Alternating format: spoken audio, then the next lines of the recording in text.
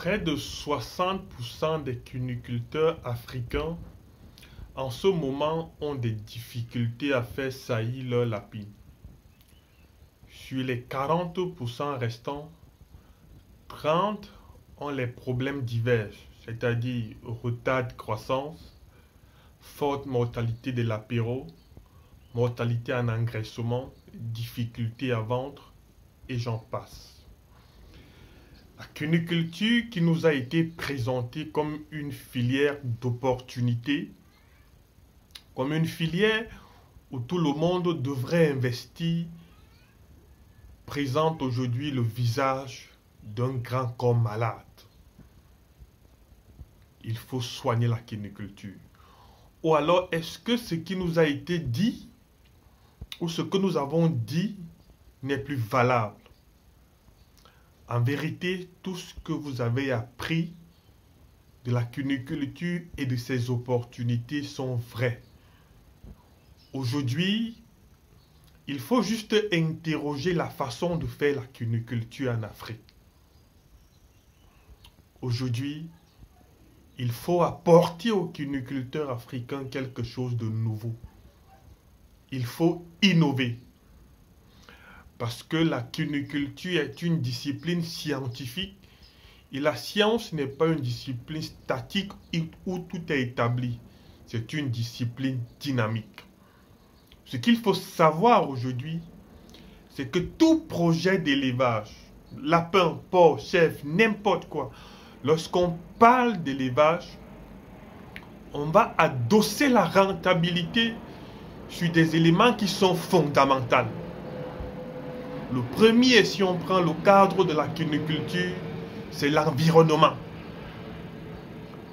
Et c'est le plus négligé dans notre espace en Afrique. Lorsque vous avez des difficultés avec votre environnement d'élevage de lapins, vous ferez face à des problèmes de fertilité.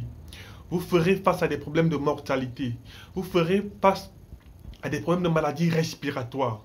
En fait, lorsque l'environnement, l'espace de vie du lapin ne parvient pas à offrir à ces derniers le confort qu'il faut, le projet a déjà échoué à plus de 40%. Après l'environnement, il faut attaquer l'alimentation. On ne nourrit pas du lapin avec les herbes. Non, il faut arrêter ça. On ne trouve pas des formules alimentaires sur Internet. Il faut arrêter ça. C'est la qualité de votre aliment qui va permettre à votre lapin d'exprimer son potentiel. Et au préalable, il faut qu'il soit dans un environnement approprié. Est-ce que si vous faites coucher votre enfant sur des urines dans un endroit insalubre et vous lui faites manger n'importe quoi, est-ce qu'il aura la santé qu'il faut? Est-ce qu'il aura la santé que vous souhaitez? Est-ce qu'il va grandir comme les autres enfants? Mais pourquoi vous ne faites pas pareil avec le lapin? Ou alors avec le porc? Ou alors avec les poulets? Il faut travailler, il faut résoudre le problème de l'aliment. Vous voyez que je parle d'élevage de lapin. Je n'ai pas encore fait mention du lapin. J'ai commencé par l'environnement. Ensuite, je m'attaque à l'alimentation, à ce que votre animal va manger. Lorsque vous avez résolu ce problème, vous pouvez parler du lapin. Certains experts vont parler du matériel génétique. Non. Aujourd'hui en Afrique, je ne peux pas vous conseiller de faire l'amélioration génétique. C'est difficile, c'est complexe. Vous ne pouvez pas. On s'amuse à orienter des croisements pour avoir des résultats intéressants. Parce qu'on a l'expérience, parce qu'on a l'expertise. Mais vous, qui vous lancez directement pour faire du blé, si vous avez la possibilité, si vous êtes dans un pays où il y a la gamme Optima, achetez cette gamme, élevez-la. Prenez les dispositions pour entrer en possession de cette gamme, recherchez la compétence pour pouvoir l'élever, mettez-vous au travail. Je l'ai côtoyé, je connais ses performances. Au Cameroun, j'ai visité avec l'aide de Aziz. une ferme où il y a la gamme Optima. C'est l'excellence. C'est ce qu'il faut pour faire l'élevage de lapin. Nous, on peut améliorer la race locale le temps que cette gamme soit répandue au Cameroun.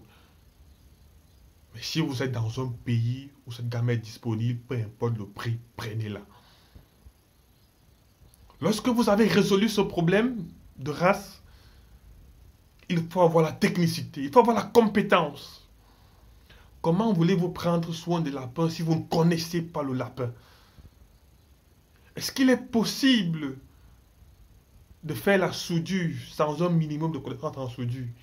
Est-ce qu'il est possible de faire une chirurgie sans avoir un minimum de connaissances en santé humaine?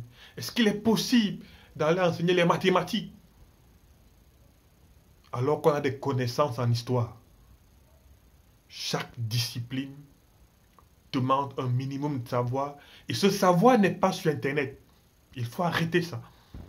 La connaissance dont vous avez besoin pour faire la cuniculture n'est pas sur Internet. Elle est auprès des personnes qui vous ont précédé dans ce couloir. Aujourd'hui, il faut innover. Aujourd'hui, on a longtemps accompagné des personnes. On a commencé à faire la cuniculture de façon basique. Chaque difficulté que nous avons rencontrée a permis à ce qu'on passe un palier supérieur. Et au-delà de ce que nous avons fait pour nous, l'accompagnement des autres a permis à ce qu'on rencontre, à ce qu'on ait une vision plus claire et plus globale de la cuniculture. C'est pourquoi on peut dire aujourd'hui qu'on peut parler avec autorité de la cuniculture. Parce qu'on a connu des difficultés énormes dans ce couloir, on peut vous apporter l'expertise dont vous avez besoin pour atteindre l'excellence. On a mis sur pied un programme de formation qui débute le 1er. C'est 3 parties différentes. Vous allez voir les descriptions dans le lien qui sera sous cette vidéo. Vous pouvez soit prendre toute la formation si vous êtes un débutant, ou alors si vous souhaitez débuter, ou alors si vous êtes en activité, vous pouvez choisir un secteur sur lequel vous avez des difficultés et vous mettez là-dessus. Vous devez vous former pour bien faire la cuniculture. Prenez rendez-vous, alors souscrivez à la formation qui débute le 1er et on va commencer par faire un audit et une évaluation de l'activité des personnes qui sont déjà en production pour que leur formation soit de plus en plus pratique. Rendez-vous le 1er avril.